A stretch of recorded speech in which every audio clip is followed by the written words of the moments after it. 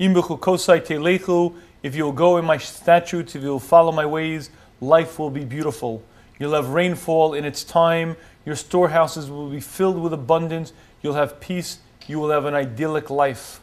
However, the Torah warns us, if we do not follow the ways of the Torah, if we don't go the chukim, then it will be very, very bad. Our enemies will chase us down. Life will be very, very harsh. The pivotal point of it all is Im Bechukosai telechu, if you'll follow my statutes, if you'll follow my commandments. Rashi, commenting on this, says what this means is if you will labor in Torah. If you'll labor in Torah study, then everything will be beautiful, and if you do not, then it will turn badly. This Rashi is quite difficult to understand because there is no implication nor inference in the pasuk to Torah study.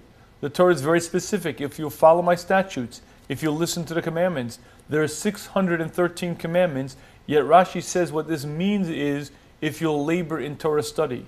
And the question is, how does Rashi know that? What right does he have to say that's pshat in the pasuk? And I believe the answer to this question is based on understanding the fundamental role that limud Torah, learning Torah, plays in the role of the Jewish soul. The reality is that this pasuk is telling us there is a pivot point. Either you will ascend to the heights or you'll descend to the depth, both as a nation and as an individual.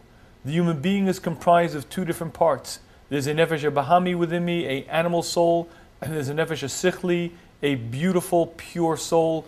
Both are in constant competition.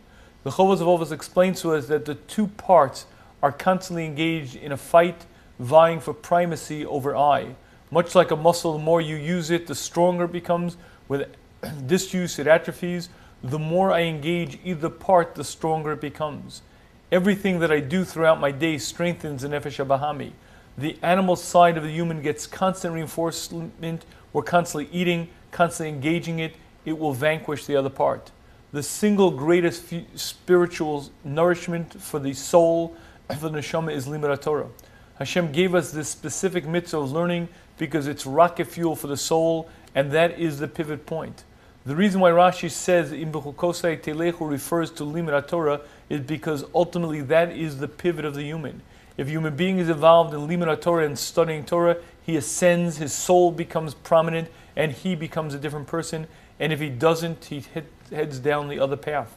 The reason why the pasuk says this is the pivot point is because it's referring to Torah. Rashi says that's pshat in the pasuk because ultimately that is the single pivot point in everything that a Jewish person is involved in. This Rashi and the psukim there are very key and fundamental to understanding the challenge of life. If a Jew is not constantly engaged in Torah study, if he's not involved in learning, he's going to fall down. The mitzvahs will no longer have the same importance. They won't have the same meaning. He will be a different person. On the flip side, as long as a person is engaged in Torah study, there'll be a spiritual reinvigoration within him. He'll be nourished. He'll grow. He'll accomplish. At the end of the day, the single greatest mitzvah, the single most important mitzvah is limud Torah, deeply studying Torah.